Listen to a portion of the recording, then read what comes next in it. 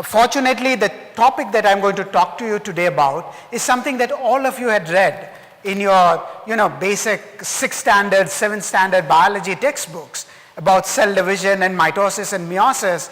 And you'd be wondering that, we knew all that while we were in our school. So what's the big fuss about? And why are people still studying this particular process? And I'll try and take you through a journey of some major discoveries in the field which were made in relation to the control of the whole process. And maybe the last 10-15 minutes, I'll take you to a very unique cell type that we work on in our lab, and I'll try and tell you what we do and how we go about doing that, right? So just feel free to interrupt me whenever you want. If anything is not clear, just stop me and ask, and if it's becoming too technical and too jargonish, please let me know. Okay, so since we don't have pointer, I'll just use the mouse. So I initially thought of giving this talk about precisely what we do is we work on how cells divide, and for a cell, so division is growth and division is the very essence of life, right? That separates living organisms from inanimate and non-living organisms, right? They can grow and they can divide, and that's a very fundamental basis of life. Now, how many of you, I guess all of you have studied about mitosis, meiosis, and modes of cell division. Is there anyone who doesn't know what a cell division is or what mitosis is? Okay, I believe everyone knows. I'll try, but I'll still keep pushing my luck.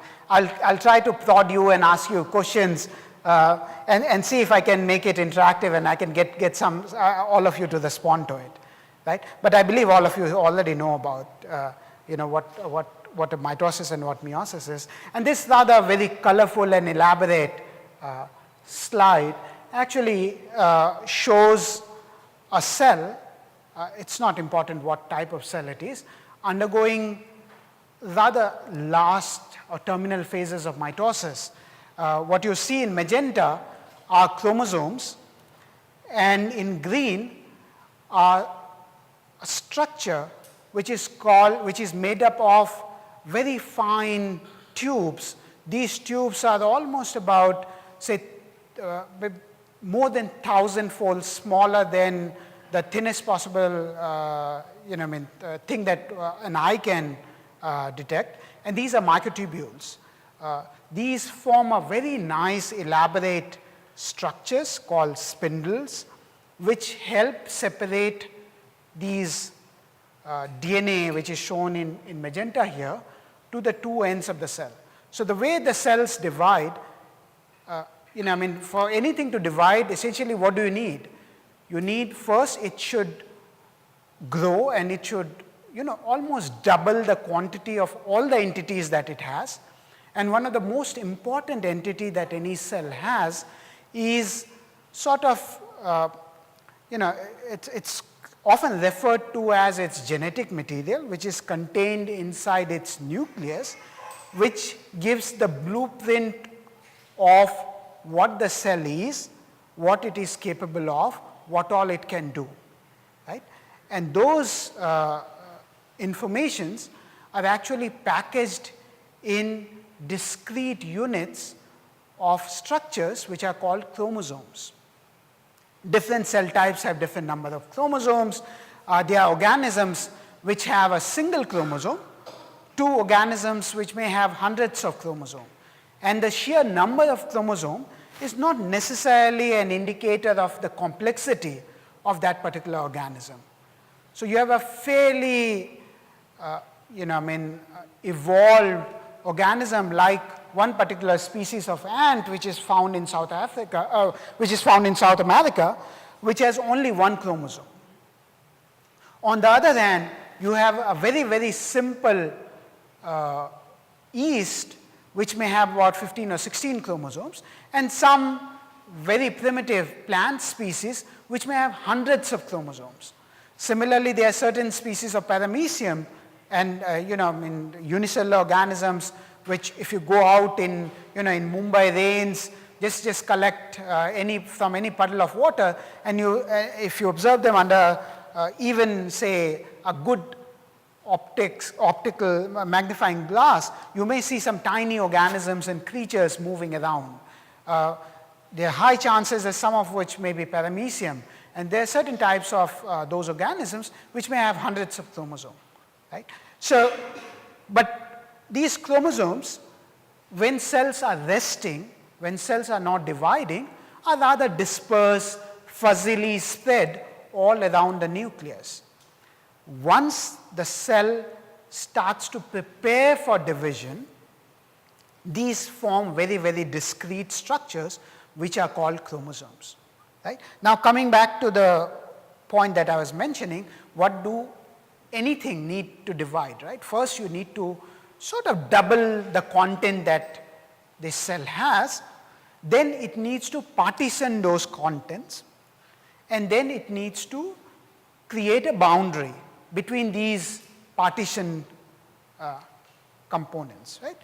And since DNA is the most important content, most important entity inside a cell, cell has sort of invested, or life in general has invested in enormous amount of energy, has come up with a very, very elaborate pattern and mechanism by which it can segregate this genetic material to ensure that the fidelity of this process is absolutely sacrosanct.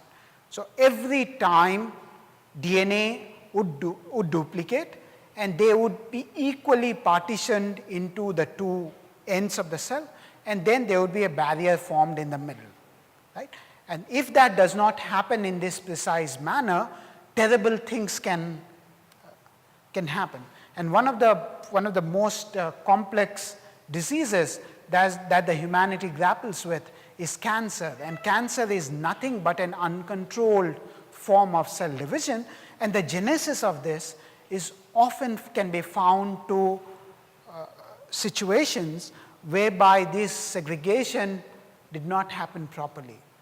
Either one or some of these chromosomes, when they cannot be separated to the two ends, and which would result in some cells inheriting more number of some of these chromosomes and the others inheriting lesser of those numbers, which is called aneuploidy, and that often leads to cancer. So terrible things can happen if this method, if this process does not happen in a precise manner, right? How does the cell know when it should divide? Yeah, so I'll come to that. So the entire lecture or the entire talk is related to, so what are the important fundamental questions about cell division? A, timing. As Shubha asked, how exactly do they know that the cells are ready to divide, and when will it divide, right? That's first question.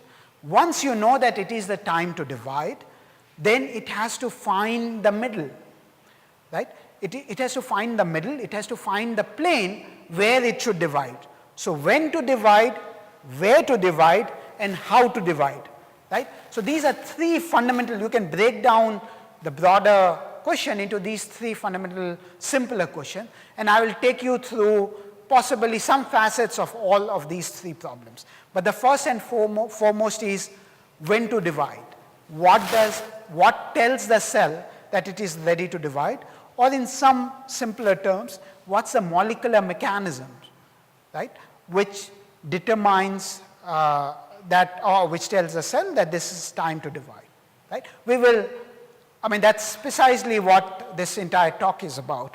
And as I'll take you through that talk, that's essentially, that one question is essentially 5 Nobel Prize. And I will try and take you in a very simple way, walk you through those work that led to those Nobel Prize, which established exactly how the cell divides. So what are the triggers what are these molecules which are present inside the cell that tells the cell that this is the time to divide and this is how you should divide, right? So let me take you through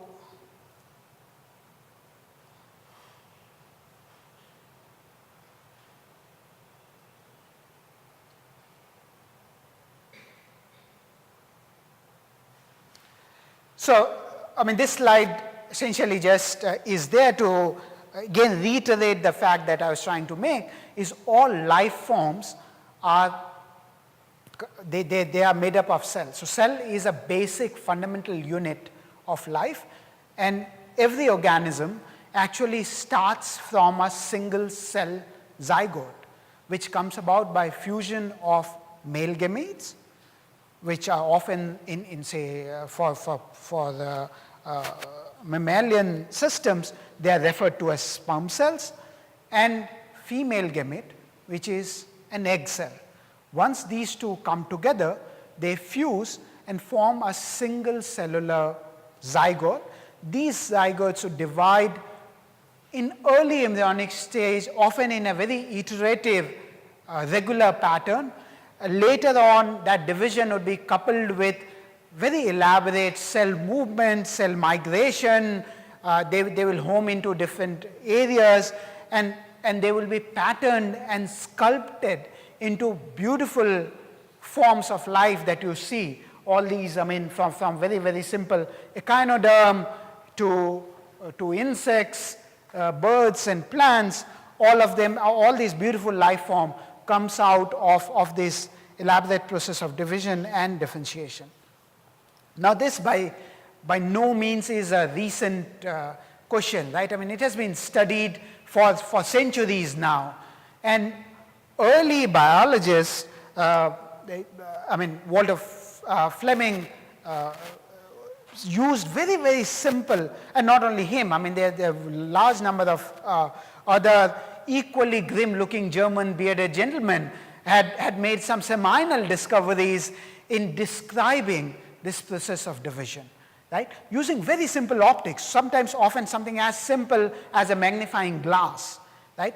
But observing very, very, very carefully, and if you carefully look at these descriptions of division, you can see a dividing cell has two poles, and if you look hard enough, you may even be able to see these radiating structures, which are spindles or microtubules. Remember the same structure that I showed you nicely labeled in green with a very, very, after doing very sophisticated molecular engineering to get the cells to express those structures, and observing under very fancy microscopes, we get those structures. But these guys, using very simple and primitive technique, but with very nice observations, could already come up with pretty much all the stages that the cell, all these elaborate ways that the cell takes, or the paths that the cell takes to division. So you start out with a cell which is just entering into division, then it enters into a phase called mitosis, where all the chromosomes align in a medial plate of the cell, and at the same time these microtubule structures or spindles are formed. Later on, what you will see is that these medially aligned chromosomes now begins to migrate towards the two poles of the cell, and after this migration is completed, you will see that there is, so the membrane that actually, that's the boundary of the cell, somehow constricts in the middle, right? And this whole process of nuclear division is often referred to as karyokinesis, and the final step of physically separating a mother cell into two daughter cells is often referred to as cytokinesis. What we do in our lab is we try and understand the molecular mechanism of this whole process of cytokinesis, right? For the cell to figure out where should cytokinesis happen, how does it happen, what are the molecules which are involved in this process, And where does this force comes from? Can you actually compute these forces? And now we even have estimates that they are piconewton kind of forces which are generated, and we can even calculate those kind of forces, right? So I'll show you at the end how we study that process, and also some computational modeling and mathematical modeling that we can do to understand that process. Right, so it's back to the same point. Every organism starts with unicellular zygote, which sort of grows up and eventually gives rise to a very cute looking thing, which eventually becomes not so cute and finally ages, and then the inevitable happens. Right? So let's look at the process of very early development in an organism, which is a little easier to see. A human development is not that tractable. You cannot possibly go inside a uterus and follow these divisions, though, you can, and fertilizations need not always be in utero. You can take out these eggs and sperm cells, you can coax them to fertilize, and you can observe early embryonic development even in tissues, even in test tubes. But there are certain organisms which are much more tractable and easy to observe, and the basic process remains the same. So I'll show you an example of an early zebrafish embryo which is dividing. And fishes are a great system or organism to work with for at least for early embryonic development, simply because they are very transparent. If you look at a fish egg, they are totally transparent. The development is outside, so it's a lot more easier. And also they lay egg, they actually lay hundreds of eggs. Every day morning, if you're working with zebrafish, you can go, you have both male and female sort of in the same tank, but separated by some point, just a simple separator. You just lift that separator, and if you're talking about zebrafish, they have a very stereotypic timing when they divide. So if you are a graduate student in a fish lab, you have to start rather early, come to the lab at about 8 o'clock in the morning, 8:30, you go to the fish room, remove the separator. By about 9:15 or 9:30, you'll be happy, you can collect a clutch of about, say, 50, 60, 70 eggs, and you are ready to go and do your experiments, right? And how do these eggs, when they divide, what do they look like? You can see that that was the first division, that was the second division, that was the third division, and then these process of these divisions will become more and more complex and slightly difficult to follow.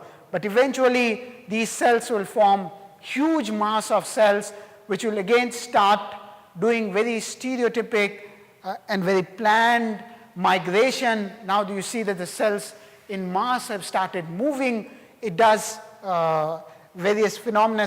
We don't really, for this particular talk, we do not really need to get into all those. But you can see that now there are about millions of cells here, right? But this division is extremely coordinated. If we can go back to our previous, you see that the first few divisions are always in an iterative, predisposed, predefined position. Right? And people have they have studied that if you change the orientation of very first division or any subsequent division, it will have a very profound effect on the organism.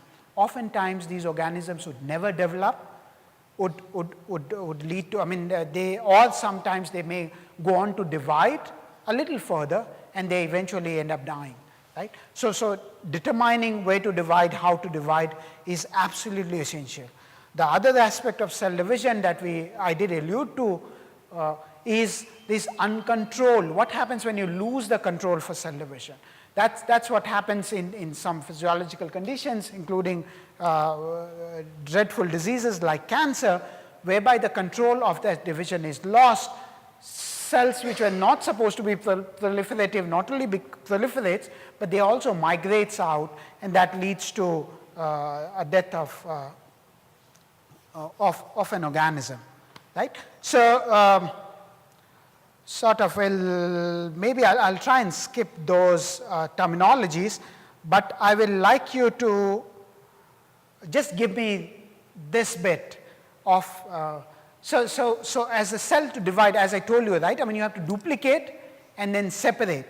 So very early studies, during very early studies, people had already uncovered that if you split the cells into various stages of division, you can pretty much get this phase. So it's the cells to start with would first grow, and then it will undergo this phase called an synthetic phase or an S phase.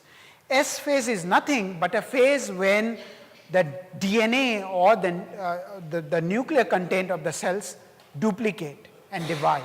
So during this S phase, so G1 is nothing but a growth phase, growth 1, followed by a synthetic phase where nuclear contents double, and then it's followed again by G2 phase. And this takes up, so this particular chart is actually not drawn in time scale, so this takes up the majority of the cellular life, almost about 80% of its life. And a rather more dramatic things which happen during division, which is called mitotic or M phase, is only about 20% of the life of a cell, right? But people already knew that there's something called G1 phase, followed by S phase, followed by another gap or the growth phase, and then finally division phase or the M phase. And the way people figured it out is you can just use certain intercalating dyes, some drugs which will bind to DNA, and then you can assay, or you can figure out whether or not DNA is duplicating or the content of the DNA is increasing, right? So that gives you a hallmark of S phase. G phase is simply a growth phase. You can look at cells physically, you can see that they are growing and they are increasing in size. Sometimes you can just quantify the contents of the cell. You can measure its protein, its lipid and others, and you'll find that this is a phase when these things are growing. Similarly in G phase, those things again grow, right? M phase, I've already shown you slides where people have, way back a century ago, people already knew that these dramatic things happen. So that's the business end of the division. That's when the nucleus dissolves, chromosomes become condensed, they align in the middle, and they are separated. So that is the part that needs to be controlled, right? So, but remember that there are these different phases of division, right? And if you look at the frequency of cell division, so how often do cells divide? And that's very varied, right? If you look at early embryonic development, and I showed you an example of fish, but even if you take a human embryonic, early embryonic development, they are very, very, very fast, because the egg sort of comes laden with all the material that it will require for the first few division. So they are almost sort of ready to go, right? Once fertilization happens, it'll just go iterative rounds of division. It'll separate, cut, and keep going like that. And the division can be as fast as 20 minutes, right? But if you look at a more mature cell, like the cells which we have on our skin, these typically divide every day. Not all cells divide, but the underlying epithelia, these cells divide about, roughly half a day or in a day. On the other hand, if you look at cells in our liver, they divide about every year or 2 years. And if you look at, say, our muscle cells or nerve cells, these are terminally differentiated cells, and they do not divide at all. Once they are formed, once they become post-mitotic, they are there with you for life. Some of the cells of our eyes, even some of the proteins which are there in our eyes, they are actually, they live as long as we live. So a single protein which are made will stay with us all through our life. It's very important to look after our eyes very, very be very careful with our eyes, right? So there is a big variation in the timing of division. So again, brings back to the question that Shubha asked, so what controls this? So what determines it? What tells the embryonic cell, well, you are to divide every 20 minutes, and what tells these mature neurons that, dude, you have done your job, you have divided, now you stay put for the rest of the life. For another 100 years, or whatever the lifespan of the organism may be, you are not going to divide at all, right? So what determines that control? Since I've already sort of alluded to various phases of cell cycle, I'll just skip through these slides just to tell you and just to show you that indeed when we talk about cells dividing in the middle, you can take, these days you can do nice, you can get nice micrographs and you can see that that's the membrane of the cell, and it's indeed like a balloon that is sort of pinched in the, it's like a purse string. You pull the string and then you make these cleavage furrow, and that will lead to division of these cells. Right, so let's now come to the interesting part of how do we know, what do we know about the control of cell division, right?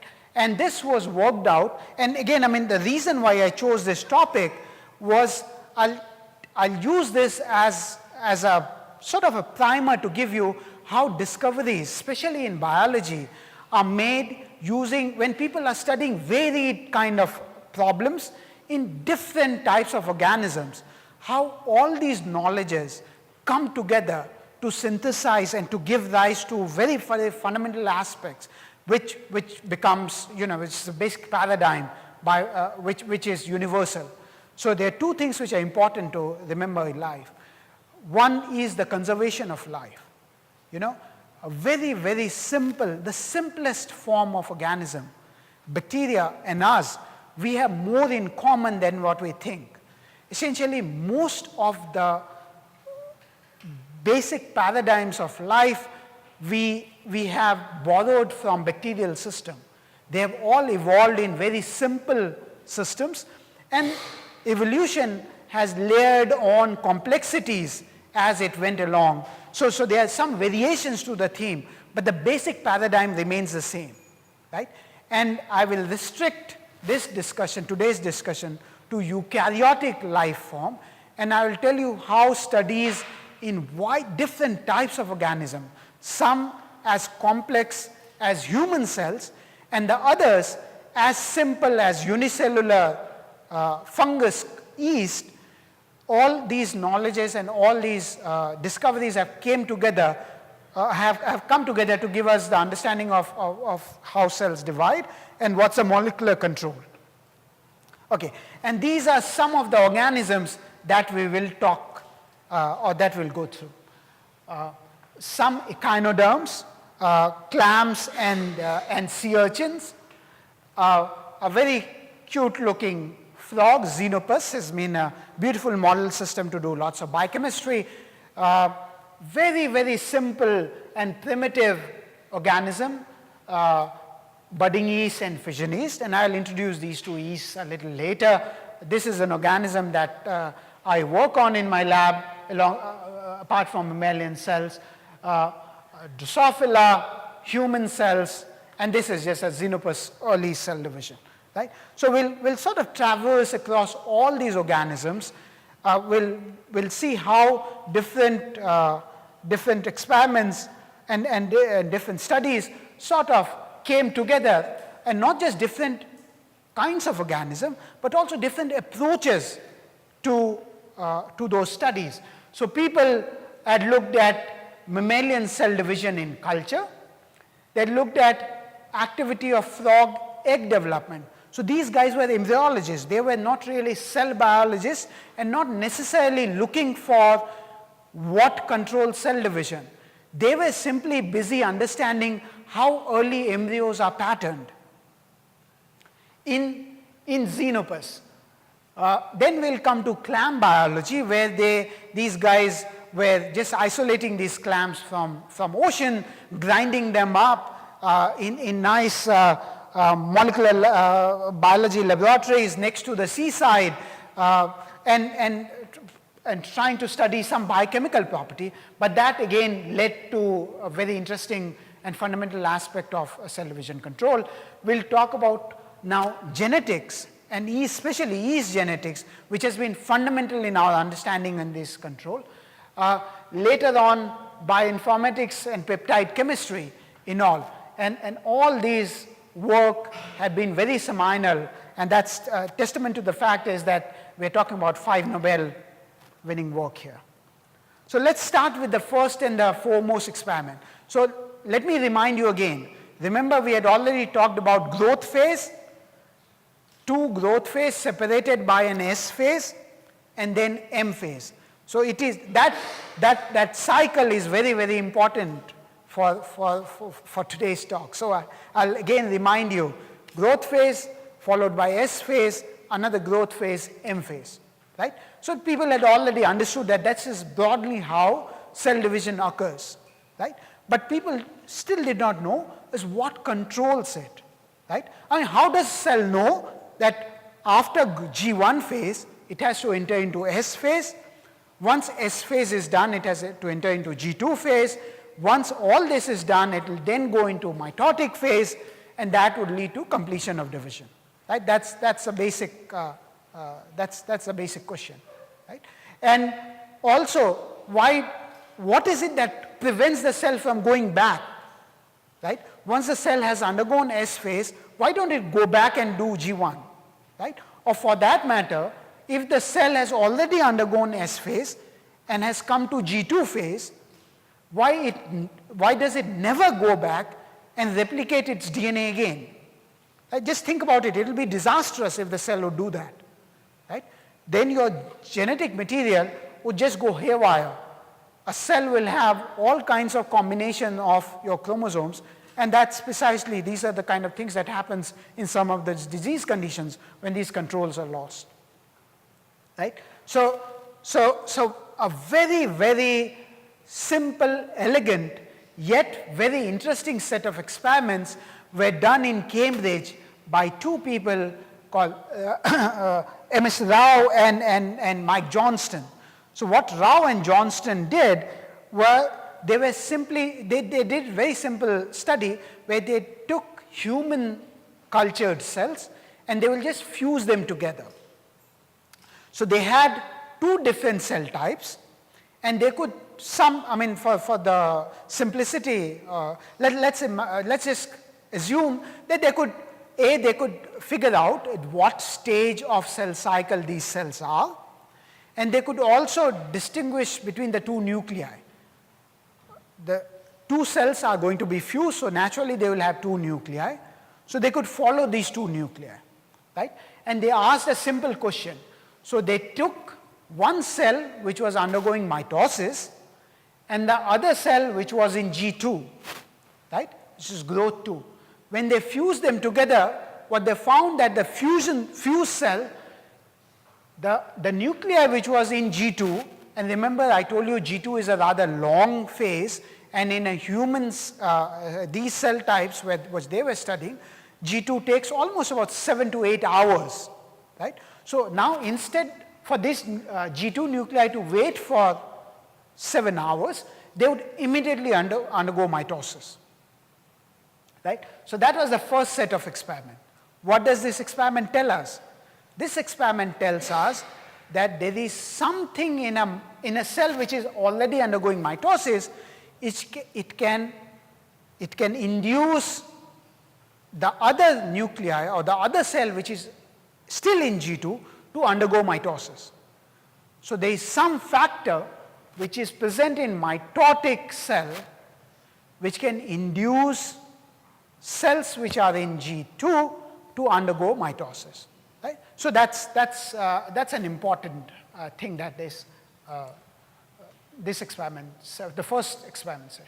Now next what they did, they took G1 cell and G2 cell and fused them together. And they found that both the G1 nuclei and the G2 nuclei sort of retain its fate. G1 nuclei remain, so G1 and G2, once they fuse, G2 would eventually lead to, so they did not merge with each other, they did not undergo mitosis, but this G1 nuclei was prompted into G2 phase, right? So there is something in this cell which will hasten the attainment of G2 phase, right? The third set of experiment was that they took a cell which was undergoing S phase or synthetic phase. This is that phase where DNA is synthesized, and then they fused it to G1, cell undergoing G1, and this induced S phase, right? Again implying that there is some factor in cells which is undergoing S phase that can prompt or that can prod a G1 nuclei to undergo S phase, right? All this is very simple logic. What was very, very interesting was the following experiment. Now, remember I told you S phase and G1 phase, S phase induces replication of DNA, and the other nuclei will also undergo S phase. Now, when they fused cell undergoing S phase with cell which is in G2, remember a cell is in G2 after it has finished S phase, right? But otherwise G1 and G2 nuclei looks very similar and cells look very, very similar, right? In this case, what they found that this nuclei would never undergo next round of division, right? So it would never go back to S phase. There is something of a already replicated nuclei which tells it that, look, I've already finished my division, I am not to go back to the division phase, right? So this and the whole process will, so this nuclei will wait till the S phase is completed. Once both of them are in G2, only and only then will these cells undergo division, right? So this sort of very simple set of experiment done way back in 1970s laid the groundwork of logic of cell division. So it is a process. It's not. So it is a process which certain checks and controls as these cells go through the division process. So there is something called replication checkpoint, right?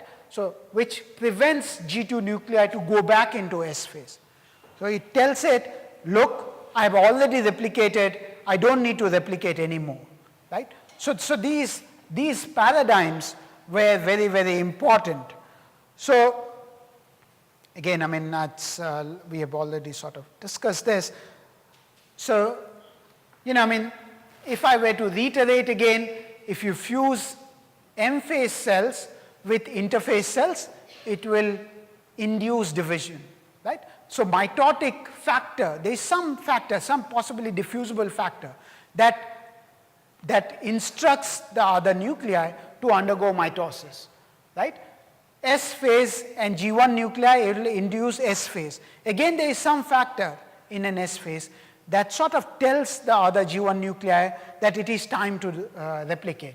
Yet, when you fuse S phase with G2 phase, then it will never enter back into replication, which implies that, so these pathways, they are diffusible soluble factors that advances, promotes division, yet there are other control mechanism which tells the cell that I have finished certain landmarks in my life and I cannot go back, right? So these are the two important take home that I would like you to take from these set of experiments, right?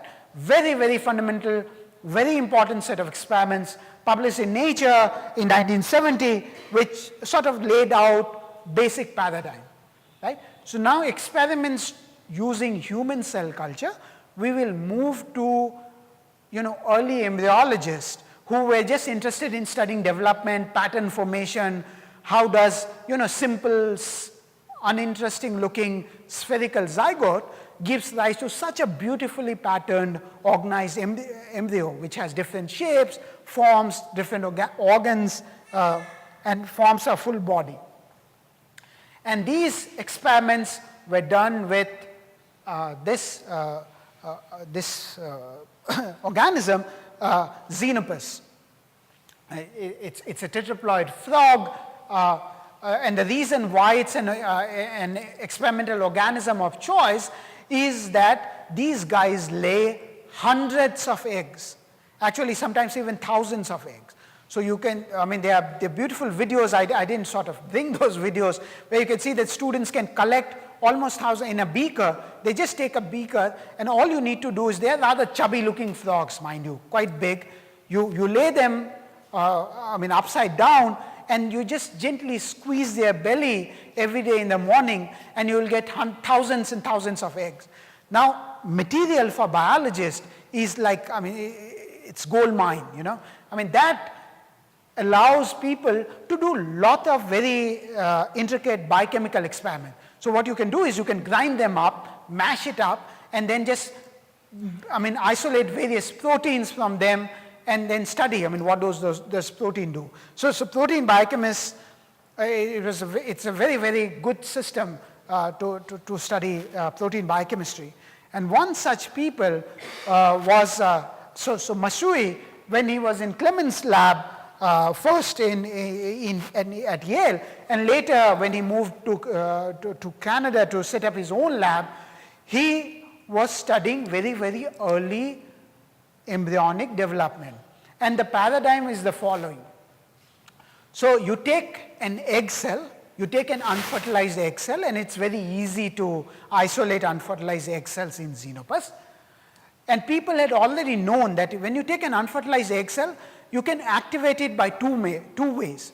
A, once the sperm comes in, right? That's a natural process of fertilization, and then it will get activated, and it will undergo this repetitive division in every 20 minutes, right? So you can activate the egg cells, and you can make it divide every 20 minutes simply by adding sperm cells there, right? Now, besides sperm cells, adding sperm cell, what people already knew was that if you treat them with a hormone, which is progesterone, it will do the same thing. So treatment of hormone progesterone led to maturation of egg cell, and it will undergo, this will undergo, it will lead to repeated division and maturation, right? And people were studying the biochemistry of this maturation, and they were grinding up these eggs. I know it sounds quite harsh, these are nice, cute, they would have led to nice, cute baby tadpoles, but, you have to do what you have to do. So, this is the paradigm, and this is what Masui did. So Masui thought that, what is it that promotes that maturation? What is it that is telling these egg cells that, well, it is time to divide and divide and divide again, right? Is there a factor that we can isolate, right? Remember, we have talked about Rao and Johnston's experiments implied that there could be some factors, but mammalian cells are not that, you have to synchronize them, you have to do all kinds of things, so they're not that amenable. So now we are coming back to the same concept and paradigm, that again there is a factor that tells the cells that it's time to divide. Can we isolate that factor, right? And it was already known that progesterone, injection of progesterone, will lead to that maturation. Now, he did a very, very clever experiment. What Masui did, he took an activated egg cell. So he took an egg cell, injected progesterone, it will get activated, right? And then he did not use progesterone to activate another cell. He actually went in with a needle, sucked up some factor, some cytoplasm, maybe possibly complex jelly of whatever inside the cell. Let's put it that way, right?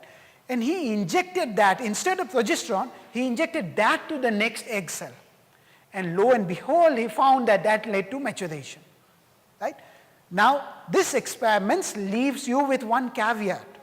One can always argue that when he sucked up this jelly from the first cell, which was activated by progesterone treatment, it is possible that some fraction of progesterone got carried over from the first injection. And that's what is leading to the activation of the next cell, right? So what he did simply is he kept on doing these experiments in a serial fashion. First egg cell activated by progesterone injection, right? Say about 10 units of progesterone, which would lead to activation, right? Then he sucked up a small fraction of cytoplasm, injected in the next egg cell, it leads to activation. One can argue that maybe out of that 10 unit, 1 unit got transferred into the new one, and that may still suffice, and that may still be sufficient for activation. But he took the next egg cell, which did not see any progesterone, was activated by cytoplasm, and he again sucked up some cytoplasm, injected in the next egg cell, and he kept on doing that. If it was a factor, if it was progesterone, remember progesterone is a hormone. A dividing cell actually do not synthesize that hormone. So if it was just progesterone, it should have diluted as you go on from 1 to 2, second to third, and third to fourth. Right? He found that the efficacy did not die down at all. Even when he went to the 10th egg cell, he would find that they would beautifully activate it just as well. That led him to conclude that it is some diffusible protein factor that is a maturation factor. And you can do, of course he did some simple experiments, you do some heat inactivation and then do the same injection and nothing happened, which implied that possibly not a DNA or something that is activating it, it's a protein, right? So that led to, so we are moving from some factor to a defined diffusible cytoplasmic factor that is a maturation promoting factor. It's nothing but maturation. Here is again induction of division, right? We are coming back to cell division control. Now let's see how did we come to the molecular identity of those factors. How am I doing with time? Am I already used up? Okay, I'll sort of try and rush through the next few slides. So then people, of course, different people were taking different approaches, and Tim Hunt, when he was in Cambridge at that time, Tim is now at Cancer Research UK. So Tim used to go to Cold Spring Harbor every summer. So Cold Spring Harbor is in the United States, it's in the east coast of the United States. It's a very, very nice, they have a very, very nice marine biology laboratory there. And one good thing about Cold Spring Harbor is that every summer they run lots of courses, and they invite lots of very prominent scientists from all over the world to come there and do science, right? And they organize these beautiful summer courses for 3 months. So if there is any student in the audience, I would strongly encourage you to go up to these, go and do, dirty your hands and do real life experiments in some labs, and there are many labs which actually, encourage young students to come and do this kind of experiment. And sometimes great work is done in these setup. And indeed, Tim's Nobel Prize winning work on cyclin came during one such summer stint at Cold Spring Harbor with people from all over the world. And so Tim he's a clam biologist. Clam is I guess people, though we are next to the sea here, though we don't eat a lot of seafood, but I don't know whether, do people eat clam in India at all? But it's very commonly eaten seafood all over the world. But apart from a good source of food, it's also a very, very good source of, proteinaceous material. And what Tim was looking for is looking for some factors which would cycle with the same periodicity as that maturation, that factor of division that we are talking about, right? And in these set of experiments, these are technical details, you don't need to go through it, but what he found that there is one protein which nicely cycles, their levels come up, go down, come up, go down, in exactly the same periodicity with which cell division happens, stops, happens, stops, happens, stops. It keeps going in that fashion. And not very surprisingly, he called that protein cyclins. And at a very early stages, he had predicted that cyclin are, that's something that drives the cell cycle. And that is the maturation promoting factor. That's an important constituent of maturation promoting factor. Turns out that Tim was only half right in his claim. Cyclins are but a binding partner of another protein which controls the division, and I'll tell you how was the other protein isolated and identified. I will sort of go through these slides quickly because it's already, I've taken a while. So how did we know about the other protein? Now that's a totally different approach. It was carried out, it was found from work which was done with very simple organisms which are yeast. Now how many of you know about yeast? At least budding yeast? So these are tiny organisms, single cell organisms, but they are important. I mean, they are absolute must for making bread, wine, and beer, right?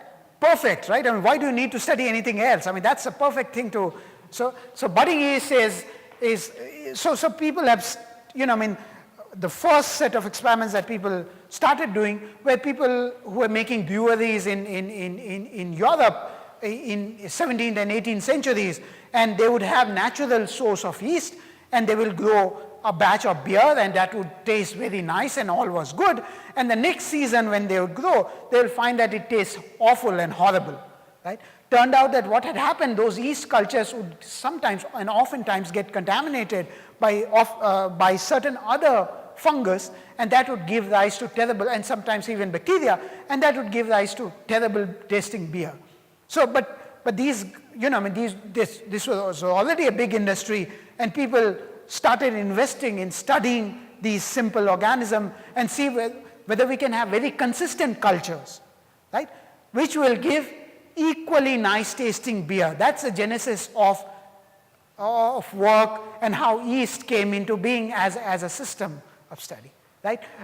That's budding yeast. This is the poor cousin fission yeast. This is the organism that I work on and I love very much, right? It is a terrible, it does not make any bread, it does not make any wine, and it makes terrible tasting rice beer. I mean, some parts in Africa, people still use fission yeast to brew some beer, and it tastes awful. I mean, I drank it because I work on this organism and I wanted to test it, but really, I mean, unless you develop a certain taste for it, you'll never drink beer that is made up of this organism. But let's come back to the cell division control. I'm not talking about these things because they make bread or wine or beer. There is another very, very unique feature of these organisms, both these organisms, that two very perceptive gentlemen figured out, and you'd think that it is blatantly obvious, and why didn't other people think before them? These organisms had been studied for hundreds of years before these guys, right? Yet it took a genius of Lee Hartwell and later Paul Nurse to I mean, just look at the pattern of division of these organisms and think that, well, this is an ideal organism to study growth control.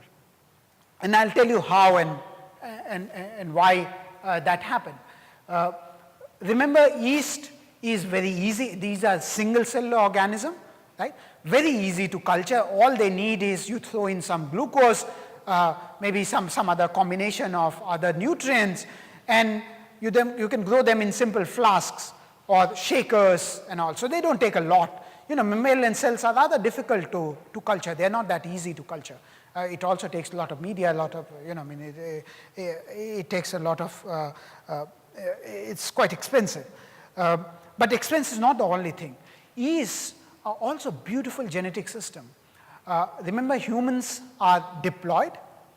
So if something goes wrong with one set of our gene, there is the second set of our gene, which is perfectly normal, and that takes care of the functionality. But when you're looking at functionality of gene, when you're looking at, when you're trying to figure out what gene is responsible for a particular output or a particular activity that the cell carries out, then diploid organisms are not ideal. Because you will, even if you do something to that gene, you will have to now make it into a, you have to have the same bad thing happen to both copies of the gene, and then only you will have the phenotypic output. Then only you will see the effect of that, that defect. Right? Yeasts, on the other hand, can grow as haploids, and they are perfectly fine. Now, what's the advantage? The advantage is, A, they have a very, very short generation time. It takes only about 2 hours or 2.5 hours for either of these two yeasts to double and divide. So extremely fast, so you can, you can get numerous generations in a very, very short time.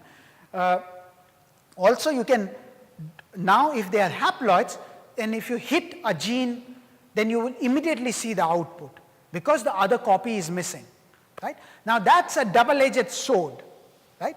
If you do that, and if that particular, remember we're talking about cell division control. Obviously this would be very, very important for the cell. So if you mess around with that control, you will end up killing the cell. Right? And that's no good. Right? If you do some perturbation, and if that kills the cell, so you lose it. Right? So you can't study it anymore. Right? So, but yeast geneticists and geneticists in general have been very, very clever. What they have designed is, they have designed something called conditional mutation. All it means is that you can make some mutation or some changes to the gene which will have the effect under certain condition but not in other condition. So there is a permissive condition, there is a restrictive condition. Right? So now you can see affect anything that happens very easily in single generation. You just shift the temperature or, put certain things including alcohol, ethanol, sometimes salt, NaCl and all, and now you will start seeing the effect. Right? So that made it a very, very interesting organism. But that's not the end of the story yet. Budding yeast divides in a very, very characteristic fashion. And that made it absolutely ideal to study cell cycle control. And that fashion is depicted here. So these are electron micrographs of budding yeast and fission yeast. It's it's an oblong shaped cell. This is how a cell looks like, right? Then if you look at, so these are just a bunch of different budding yeast cells. So they, as the name indicates, they divide by budding. Right? So you have a mother cell, it gives rise to a bud. This small bud grows till it becomes nearly as big as the mother, a little smaller than the mother, and then it will separate. Right? And what Lee argued is that simply by looking at the size of the bud, you should be able to trace back as where in cell cycle is the cell. Right? So you do not have to do use any elaborate method, but simply by looking at the bud size, which again you can use very simple microscope to find, and that will tell you where in cell cycle are these cells. Right? And that was, that's what is depicted here. You can see that, just the bud size sort of corresponds to, so this cell is in G1, that has already undergone start. By the time the cells do S phase, it already has some bud. This is undergoing metaphase, and that's undergoing anaphase. Right? And all those you can figure out by looking at bud size control. But then science actually works in funny ways, and people do not set out to do. It's very nice for people to come and give talks and take you through a very logical set of experiments that they did to find out what happened. But often this serendipity and chance plays a huge role in science. Lee, when he started his lab, he did not set out to study cell cycle control at all. He was going to set up a genetics lab to study role of protein synthesis and how protein synthesis is controlled. That's what he was trained as a postdoc, and when he came to set up his lab, he started doing a genetic screen. Because of technicalities, I would not get into it, but what you do is you try and alter one or possibly few genes in the organism, and you will go back and look at functionality. So if because of the alteration of certain gene leads to lack of, say, protein synthesis, then you will infer that possibly that gene was required for protein synthesis. You will go back and figure out what the gene was, what does the protein look like, how does it do what it does, right? That's a typical logical flow of it. So he had set out to do a genetic screen to do protein synthesis, and he was looking at, let's look for mutants which cannot synthesize protein. That was his aim, right? And the way he did it, and we did talk about conditionality, right, already, so I'll sort of brush through it, but you mutagenize or you sort of create certain conditions. You can treat them with certain chemicals that will alter very few subsets, very few loci or very few regions in the DNA, which is often called as mutations, grow them in conditions which would be permissive, shift them to a condition which would be restrictive, and then pick for mutants which now do not grow at restrictive conditions, go back and see what happens to the cell, what do these cells look like, right? And one of his first graduate student, when he was in first year, came to him and he told me, he told Hartwell, so Lee, I've got a very interesting mutant. This mutant, when it arrests, all of these cells arrest in a uniform pattern. So all of them have bud size of very similar bud size. So normally, if you were to create any mutation that affects, say, certain housekeeping function of the cell, certain metabolic pathway, it cannot utilize glucose anymore, it cannot synthesize protein, then you will always see dead cell, those cells would eventually die, but you will see a mixed population. You will see cells in different stages. You will see cells with different sizes of buds. So indeed, they got lots of mutants which were like that, but he was a very observant graduate student, and he found some mutations which blocked with a very uniform bud size. And that to him said that something has gone wrong with cell cycle control, that now everything is blocked in one particular phase of the cell cycle, right? And that's when Hartwell, after 4 years or 5 years of his early lab, when he started working on protein synthesis, switched to a way more important and interesting aspect of looking at cell cycle control and using budding yeast as a cell cycle control. He published his first set of papers. So then they sort of went back and they repeated these screens. Again, in the interest of time, I'll just skip them. And he isolated wealth of various different mutants, each one of them sort of arrested in a defined stage in the cell cycle. You can start then becoming a little more fancy, start staining these cells with basic dyes, which will tell you where the genetic material is. Also, you can start looking at certain proteins. Remember, I showed you those pictures of beautiful spindles very early on. You can look at those spindles, and you can then start looking at cells which arrest. All the cells will arrest in this phase. All of them will have this short spindle. All of them will have one big bud, and they will arrest like that. Similarly, all of these mutants will arrest as an elongated spindle, which has separated the two DNA content and will arrest like that, right? So you see the DNA content is not separated. It's all in the mother cell, short spindle. Here it is separated in two different daughter cells, big bud. So just by bud morphology and a little more sophisticated stainings, they could identify a wealth of mutation. They identified about 55 odd mutants, and they published this beautiful set of papers of cell cycle control of yeast, right? So that was Hartwell, and indeed cloning and later on molecular characterization. I mean, these things become too technical, so I won't get into those. Of those led to identification of all the different genes which were required for cell cycle control in different phases, right? That sort of summarizes the same thing. At about the same time that Lee Hartwell was doing these experiments, as another gentleman who was sitting in a rather cold Edinburgh lab running his protein columns. And that gentleman's name is Paul Nurse. He's of course a very, very famous person now. He was the president of the Royal Society, a Nobel laureate, president of Rockefeller, and also a very, very good friend. I've known Paul for the last 15 years, and it has been a privilege.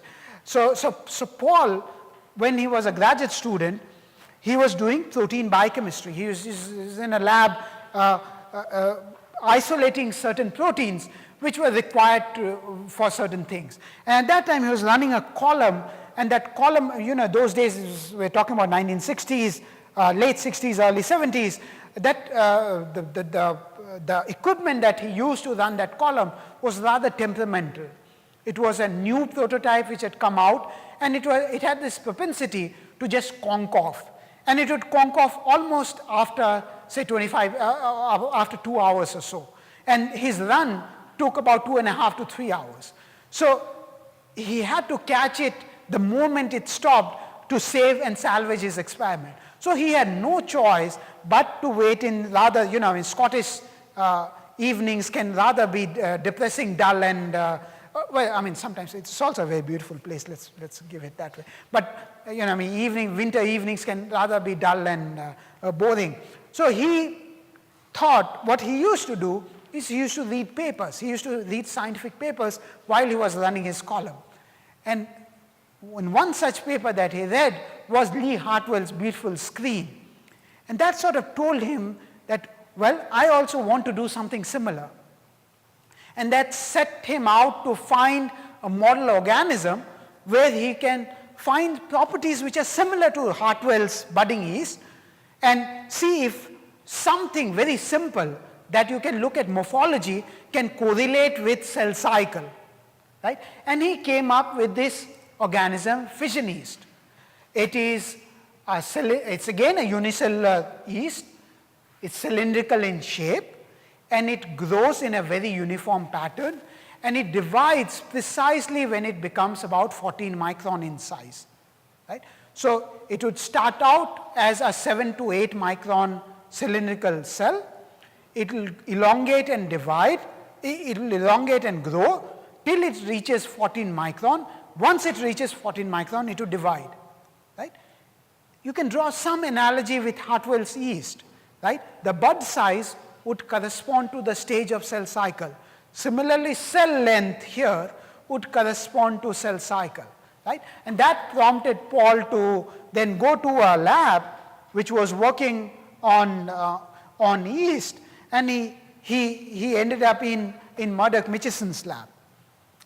And he said that he would like to join him as a postdoc, and he would like to work on cell cycle. He'd like to do some genetics of fission yeast and look at cell cycle control. Murdoch himself was very interested in physiology of fission yeast, and he was looking at cell cycle, but he wasn't quite a geneticist.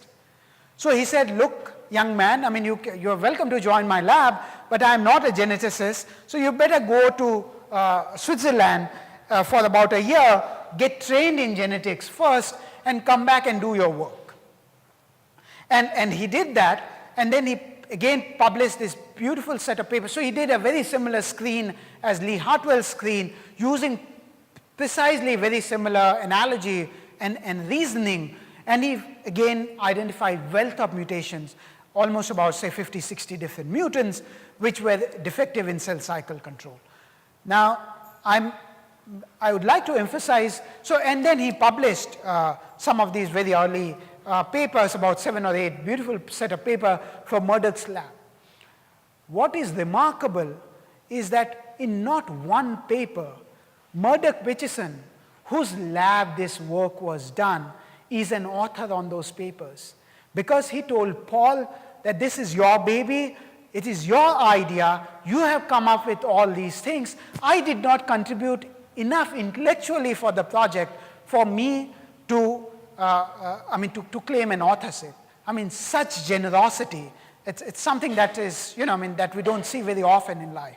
Right? And remember, Murdoch was smart enough to realize the importance of those papers, and those papers formed the sort of backbone of Nobel Prize that Paul went on to win later in early 2000s.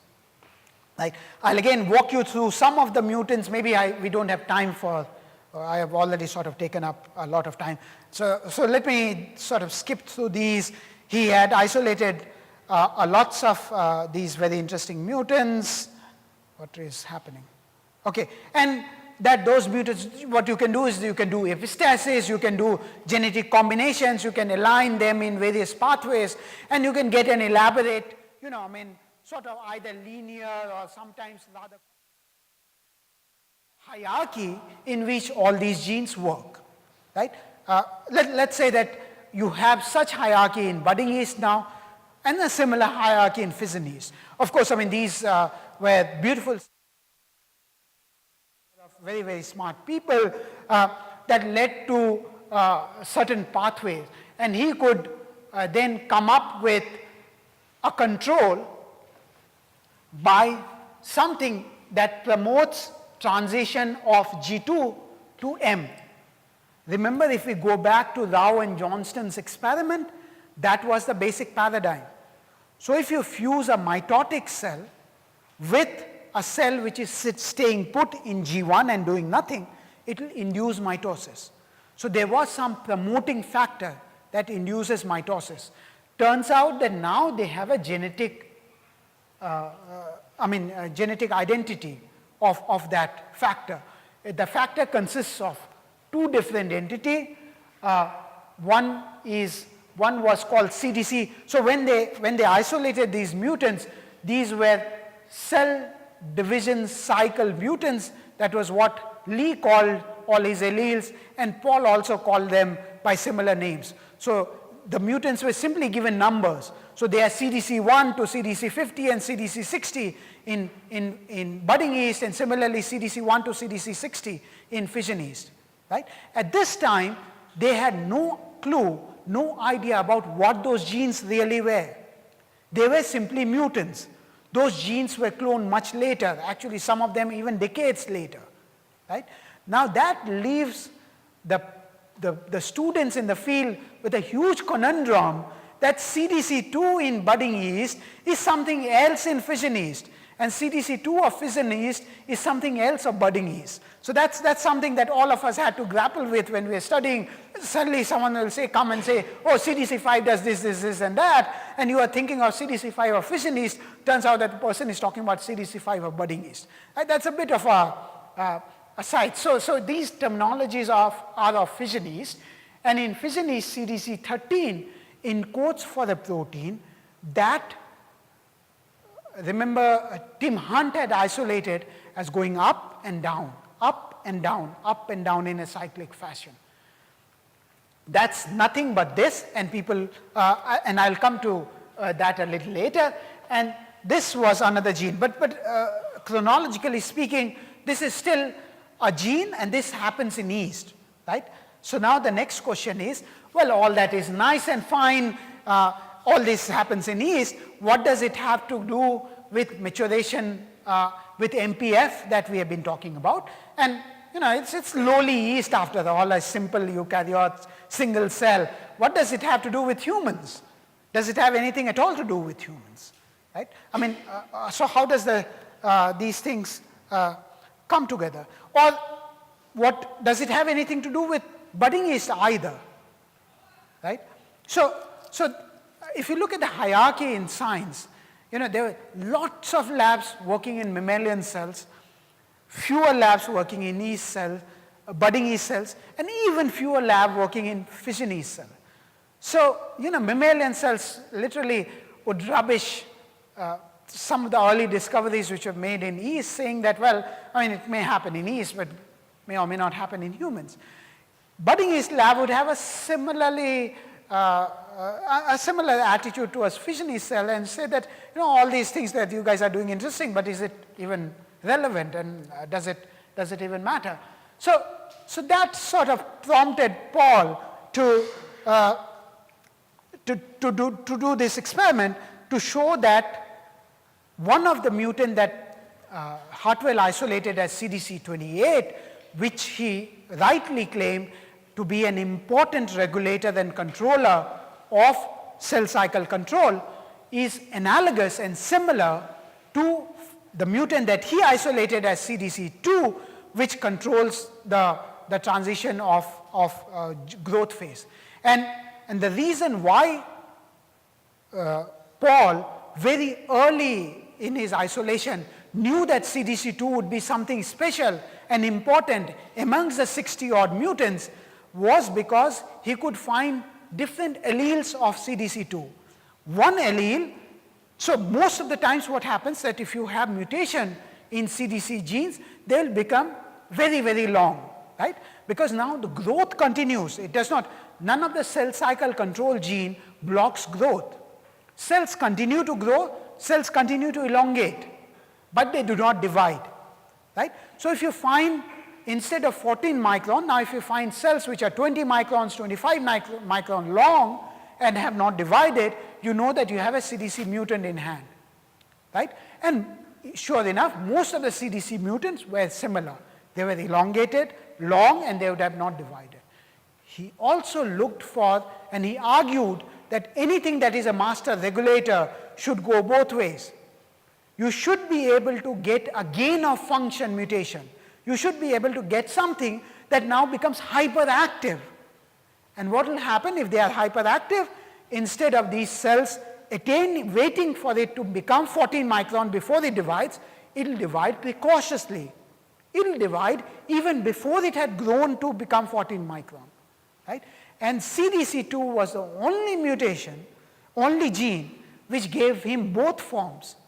Same gene, when mutated in some form, blocks cell division.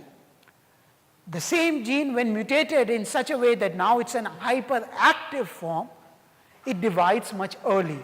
So that told him that this has to be a master controller. And sure enough, after that people did lots of molecular analysis. He went back and looked at, so he took CDC2 mutant, and by that time CDC28 was already cloned, and using protein bioinformatics and all, people got a hint that it resembles something like a protein kinase. Protein kinases are these peculiar form of proteins which attaches phosphate molecules to different other proteins. And often addition of phosphate often switches proteins to active form and inactive form. And lots of cell cycle control, lots of things that happens during cell cycle. You know, nucleus has to go, nuclear envelope has to break down, chromosomes have to align in a particular plate, spindles have to form. All of them are controlled by these phosphorylation events. We know that now, right? So that fact that it was a protein kinase was known. And then what Paul's lab did was he took the budding yeast CDC28 and he put that gene in fission yeast, which was mutant for CDC2.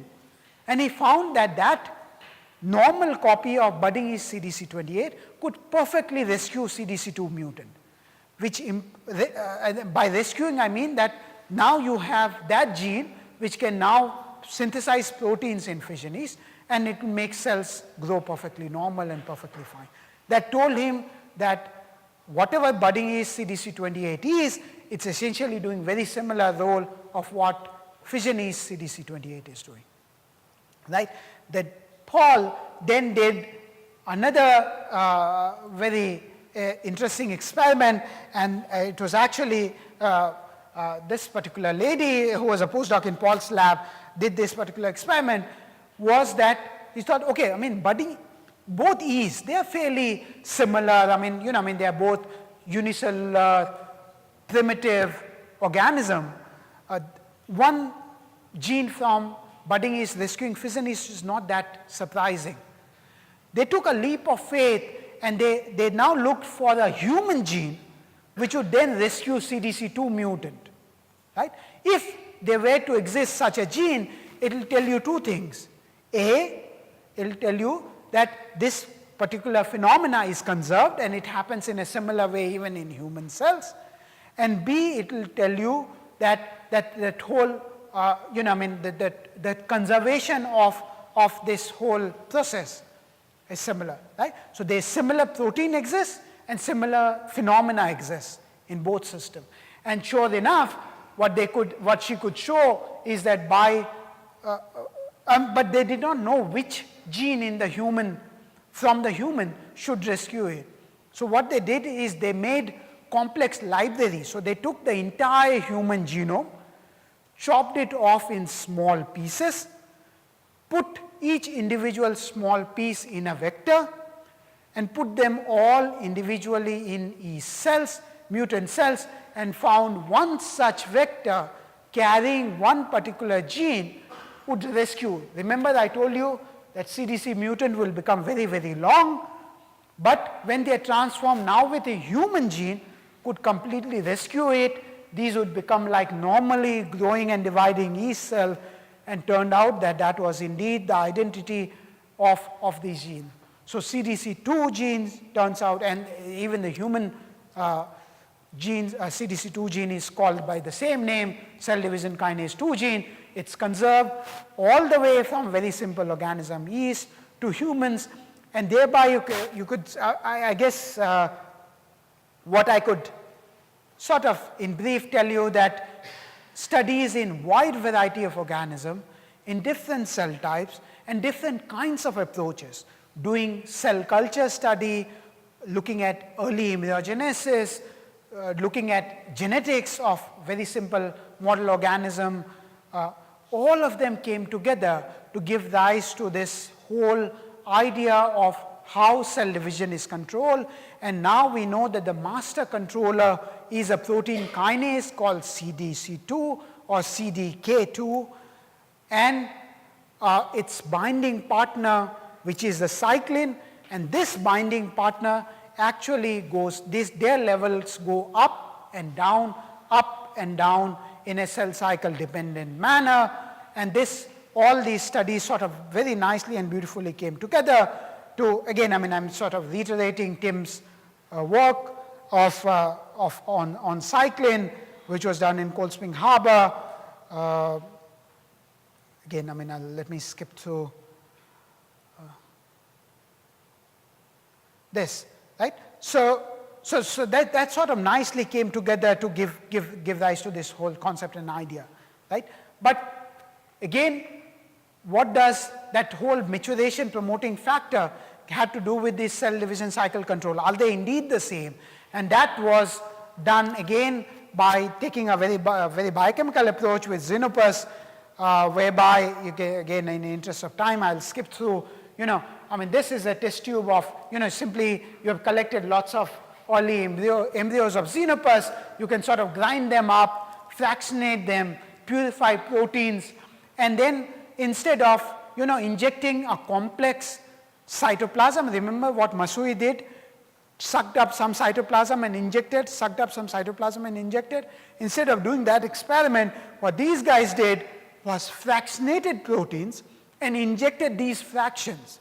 So take a complex of about, thousands of different types of proteins, possibly 50,000, and if you look at various forms of those, maybe about a couple of lakhs of different types of proteins, isolated them, and so those 50,000 or 100,000 would be divided into 50,000. This 50,000 would be further divided into 20,000 and 30,000, so on and so forth, and they could bring it down to fraction containing very, very few proteins, and when they injected these purified proteins, lo and behold, it would activate these eggs just like the MPF would do, which would imply that indeed these two entities are the master regulators. These are the entities that control cell division and tell cell that this is the time to divide. Right? I will skip all of this.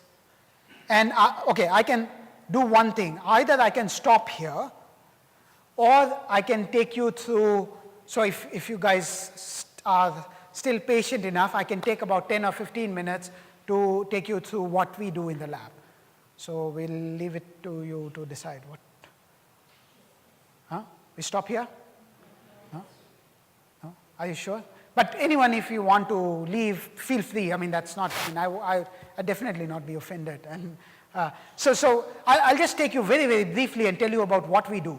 Remember, we have answered the question of how does a cell know when to divide. We haven't yet answered where to divide and how do they divide. right? At least how do they do the physical separation? And I will take an example of, again, a very simple yeast. Fission yeast, remember, terrible beer and no wine, no bread. So this terrible organism, and tell you how do these cells solve the problem of how do they find the middle, right? And these are organisms which are 14 microns in length. And when they divide precisely at 7 microns. They form two daughter cells. The variation is very, very minimal in that. Imagine we're talking about 15 microns, right? I mean, thousandfold thinner than your hair, right? So this tiny cell, how does it know what is the middle? How does it measure where is the middle, right? And I'll tell you how this organism has solved this problem. But before that, let me show you how does it indeed divide. So that's the cylindrical yeast cell, and what you see in the middle is one of the molecules that is important for division. It is actually a myosin. It's a motor molecule that generates forces and divide the cell into two. It accumulates exactly in the middle of the cell so what you see in red is spindle. This is the microtubule that separates the DNA to the two ends of the cell, right? DNA is not shown here, but you will find two DNA at two ends. And what you see in the middle in green are myosin molecules. So these are the molecules that gives force for the cells to divide. Now this ring will form precisely in the middle. Wait till DNA separation has happened. Only then will it starts to constrict. And as this ring constrict, what you see is that it will pull down the plasma membrane, which is shown in red here. And since it's a wall organism, it also has a cell wall that follows. Right? So it's dividing, and as it divides, it sort of pulls down the membrane. And you can nicely see in these chymographs that these are indeed dividing. Right? So back to the question as how does it know where to divide? Turns out that there are certain signals that comes out from the nucleus that determines the place where the cells can divide. And you can do simple experiments. You can do some mechanical treatment whereby you move the nucleus to one side or the other, and now you will see that the cells actually do not divide in the middle. It will divide where the nucleus is now positioned. That experiment clearly tells you that it is the nucleus that determines which should be the site of division. Right? But then it brings us back to the question, how does the nucleus know what is the middle? Right? So how is the nucleus maintained in the middle of the cell is the question. Right? And you see very, very intelligently how this organism solves that problem. What you will see here are microtubules. These bright stainings are microtubules in interface cells. All of them originate from the nucleus because nucleus has the microtubule organizing center. And if you look hard enough in this movie, you'll find that at any given point in time, there are equal number of microtubules growing in either direction of the cells. So the way those microtubules are formed, they nucleate on the nuclear face, and then they grow outward. They nucleate and then they grow outward. And these are rather stiff rods of polymer. They have a fairly high tensile strength. And what also you will see that they hit the end, and then they start to shrink or move back, right? So, and these events, if you do very careful quantification, you'll find the number of times the microtubule hits this end is exactly the same as number of times microtubule hits the other end, right? Now, since these are stiff rods, imagine a nucleus from where they are originated. If they come and hit this end, what will happen? It will push the nucleus on the opposite direction. Right? Similarly, when the microtubule is going in this orientation, once it hits this end of the cell, it will sort of push the cell back, push the nucleus back. Right? So this tug of war between the microtubule hitting at the either end always ensures that the nucleus is nicely in the middle. Right? Once you have the nucleus in the middle, you put the signaling module in the nucleus, it will come out and at the right time. Remember, we have already discussed what determines the right time. It is the CDK cyclin complex that will tell, well, this is the time to divide. Then it'll lead to certain factors. In this particular organism, it's a protein called MID1, which will come out of the nucleus and tell all the myosin and other force-generating molecules to come together and form form the ring in the middle. There are also certain gradient of factors from the two ends which sort of prevents this formation of the division plane at the two ends. And a combination of those leads to, tells the cell where to divide. Now, how does it exactly divide? I've already shown you in intact cells that they form a ring-like structure which helps the cells to divide. And we have gone ahead, so of course we and others, many people have studied these inside the cell, but we can also isolate these rings out of the cell. So what you see in magenta are just membrane, and inside is a ring of myosin, and you can see that it is indeed an intact ring, and you can look through the magenta, so it's not a, it's a hollow cask, and you can see almost functional, clean-looking intact ring. These are these are cell division rings which have been isolated and taken away from the cell, taken outside the cell. These rings are made up of incredibly complicated number of proteins. They are estimated to be about 5 or 6 million different millions of proteins, about 130 different types of them coming together to form this ring. But we could isolate them, and we could also functionalize them. So what we could do, once we have isolated them, is that we can now, even outside the cells, they will go on to divide, they will go on to constrict, right? So we have these isolated systems whereby we can ask questions as what gives them that functionality, what gives them that power, what are the kind of forces which are generated. And again, in the interest of time, I'll just tell you that so they generate in tune of about 500 to 600 piconewton force, which is important for these cells to divide. Besides that, we also look at, we also do lots of modeling studies whereby we do computer simulations and modelings to understand how all these different 130 different types of proteins come together to form a ring. And we also do some very detailed ultrastructural studies. We go inside the cell and we look at all these structures which forms these division structures, and we can sort of reconstitute this and figure out as what kind of, so these are now atomic resolution. So these dots that you see are about 7 nanometers in diameter, 7.5 nanometers in diameter. That sort of, we can segment out all these actin filaments which form the rings. That's the membrane, that's the dividing ingressing membrane. And you see this nice, almost structure of actins that run very parallel to this ingressing dividing membrane. And we are sort of, studying this whole process of how these work. And we know that there are certain molecules, myosin molecules, that walk on these actin filaments to generate force. Now, I will not take any more of your time. I'll stop here. And even though I hope that it will be interactive, I could not coax you to ask many questions, but I'll be happy to answer any questions if you have. Can I ask a very stupid question? There's no question is stupid. Yes, please. But I want to know, once the cell has divided and it can't go, it's in M and can't go back. Yeah.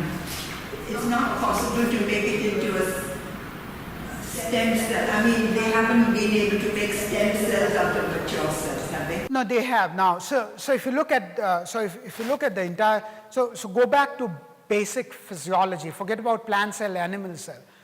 Animal cell had been very difficult and very calcitrant. So once they are differentiated, it's very difficult to de-differentiate them and bring them back.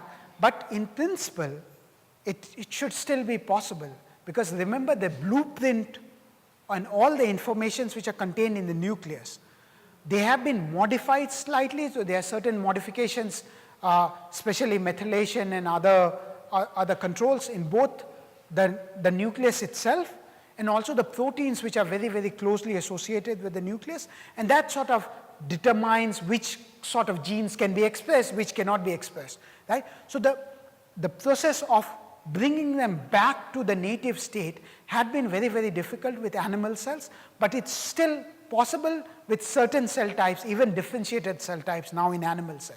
But let's go back to plant. These beautiful work done in 1960s, where you can take a terminally differentiated, and let's go back to plant cells, terminally differentiated plant cells, you can coax them to form callus, and those callus will give rise to your entire plant. So beautiful tissue culture studies in plants had given us the information that it is possible to differentiate a terminally differentiated cells. It's just that you need to know how to reprogram it for it to go back. So it is still possible to reprogram it to go back. But the question is still, they are not doing re-replication. The question that you are asking is, a cell which is already divided and gone into something which is called G0 stage, or its terminally differentiated stage, can we de-differentiate it and allow it to divide further? And the answer is yes. Even in animal cells, some cell types which we can now get them to divide and form stem-like. It is not quite a stem cell yet, but they can possibly give rise to few different cell types. That's my daughter telling me that I've been speaking for too long. She celebrated her first birthday 2 days back, so I think I should really stop here. But yeah, I mean, she's been brutally honest to me that I've been taking way too long to do this. So you can do that, but it still does not sort of override the paradigm that we were talking about. So once it is dividing, once it's in mitosis, once it has already done S phase and gone to G2, they will never go back to doing S phase again unless there is a mutation which is called indo-reduplication mutations. And those mutants were again identified in both Lee's screen as well as Paul's screen. So one of the CDC mutants, now if you have that mutation, what these cells do is they will divide their DNA, and then they will divide their DNA again, and then they will divide their DNA again, and they keep on doing that. It is not unique. Certain cell types, Drosophila, salivary gland cells, they have these beautiful polytene chromosomes. How do they come about? They come about precisely by blocking that particular process. So indo-reduplication is allowed in those cell types, thereby you get that cells will keep on undergoing S phase after S phase after S phase, and thereby making these huge gigantic chromosomes, which were very useful to do cytogenetics in very, very early stages. So all insect cells do that. So the microtubules which they find in the center, they are all the same length. Normally microtubules. So they would be the same length. So there are two. You can model this very, very easily, right? All you need to do is to model the fact that something which can grow, form stiff polymers, start from the nuclear envelope, right, and spread around in the nuclear envelope, has propensity to go in bidirectional manner, right? You do not have to invoke the size at all. And once it hits the end, it will stop dividing, it will give a pushback, but then start shrinking, right? So if actually microtubules have a capability of growing much further. So if you take, remember I told you CDC mutants are much longer. So in those mutants, these microtubules actually do not stop once they reach 7 microns, right? Half the cell is about 6 or 7 microns, right? They would actually grow much further. So it's not the length of the microtubule is controlled, but once it hits the end, there are certain changes that happens which prompts it to depolymerize then. Then it grows and shrinks. So microtubule undergoes something called dynamic catastrophe once it hits those ends, and it will now then start to shrink, right? But simply by having, forget about microtubule, forget about biology. If you can factor in basic physics paradigm into it, right? You have a limited system, you have a central sphere, which can nucleate and generate stiff polymers which can grow in opposing direction. What is important is those numbers should be equal from both ends, right? Then, and once it hits the end, it gives a tug, gives a gentle push to the nucleus and starts to shrink. You just feed in that into a simple simulation, you will find that the nucleus would always remain in the center. So it's an ingeniously beautiful, simple design that the cells have devised to keep the nucleus in the center and know where the middle is. Of course, what I didn't tell you is that that's something unique for fission yeast. That does not necessarily happen in our cell. Our cell has yet another design for it to know where the middle is. But that's for possibly another Junoon talk and some other time, not today. Okay, is that... Let's gene A is responsible for cell growth. Yeah. If I pick up around 5 to 6 gene A and now give a cell. So you said, so gene A, there only one gene A. So what do you mean by 5 to 6 gene A? You mean 5 to 6 copies of the same gene? Yeah. Okay, we put in the cell. Okay. Then these will it grow or will it not happen? So it turns out that growth and everything has, there's an intricate homeostasis of this. So just because you have excess of that gene does not mean that it will do that many fold, it will grow that much longer. So those things are under very complicated control, homeostatic control, right? So if you elevate, so instead of putting in 6 genes, what you could have also done is you could have tweaked the way this gene is expressed and have an excess amount of protein, because ultimately proteins are the workhorses, right? So you'll have excess of that protein. But just having excess of that protein, which is required for growth, does not necessarily mean that it will make a gigantic cell, which would be 6 times the size, right? So these are under control of various factors. So there'll be other things which will say that, hold on, we have reached the size and we cannot go any further, right? So but that's a very interesting and important question. So many people actually worry about this problem of why are sizes uniform? You know, if you look at humans, right? Well, I mean, there are some people who are short, there are some people who are long, but there's a ballpark figure. There's a range within which all humans are, you know, I mean, that's the height, right? What determines that the organ should grow only to that size and stop there? So there is a tau signaling pathway, and there are other molecular mechanisms that we know, but that's an age-old question, is what controls body size, cell size? It's a beautiful topic. Again, I mean, but something that definitely requires another Junoon rather than me with my, 1-year-old shrieking and shouting outside, be talking to you about it. So do you think tumors can be now, treated locally instead of using chemotherapy? So lots of, they are very sophisticated delivery designs, and ranging from nanoparticle-based deliveries to, some attenuated viruses going in and killing, starving it of oxygen and thereby limiting its growth in a very targeted manner. All these things are possible. Homing in those therapies to their target is still a challenge, and that sometimes is non-trivial. There are certain tissues which are more accessible and it's relatively easier to do. Others are not so easy to do, and often times what happens depending on the stage of the cancer, or depending on, you can kill the tumor, but you have not corrected the problem because of which that tumor arose to begin with, and it can just regenerate and start growing somewhere else. So it's an extremely difficult purpose, but there are various methods, and they are both based on physical as well as biochemical ways of targeting therapies, targeted therapies of various tumors, and at least containing them, if not completely eradicating and curing those growths.